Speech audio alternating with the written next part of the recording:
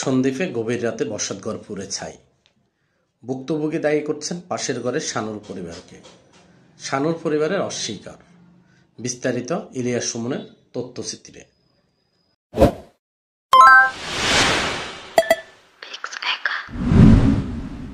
সন্দ্বীপ উপজেলার মগদারা ইউনিয়নের ৬ নং ওয়ার্ডের ৩০শে মে বৃহস্পতিবার গভীর রাতে একটি বসতঘর পুড়ে ছাই হয়ে গেছে।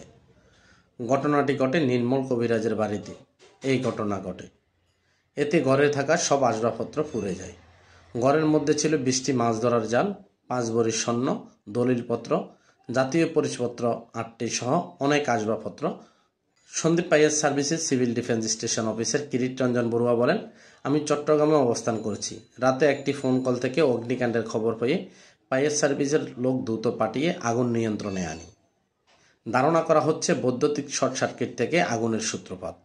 তবে ভুক্তভোগীরা অভিযোগ, পাশের ঘরের লোকজন আগুন ধরিয়ে দিয়েছে। এতে তাদের ৩ লক্ষ টাকার ক্ষয়ক্ষতি হয়েছে বলে অনুমান। বৃহস্পতিবার সরেজমিনে গিয়ে জানা যায়, পুড়ে যাওয়া ঘরের মালিক অমূল্য জলদাস জানান, গভীর রাতে যখন ঘটনাটি ঘটে তখন আমার ঘরে কেউ ছিল না। আমার পরিবারের সব সদস্য গত ১ সপ্তাহ পর্যন্ত পলাতক ছিল মামলার কারণে।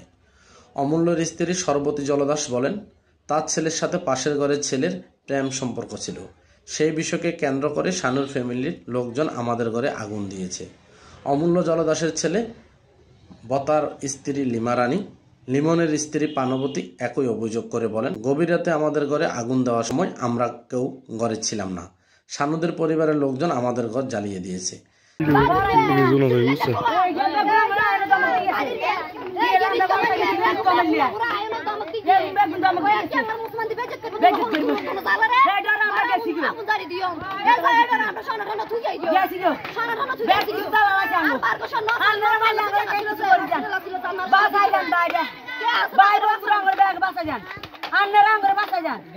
বিষয়টি নিয়ে জানতে চাইলে শানুর ছেলের স্ত্রী বলেন, আমরা এ বিষয়ে কিছু জানি না। আমাদের বিরুদ্ধে অভিযোগ সম্পূর্ণ মিথ্যা, বানোয়াট।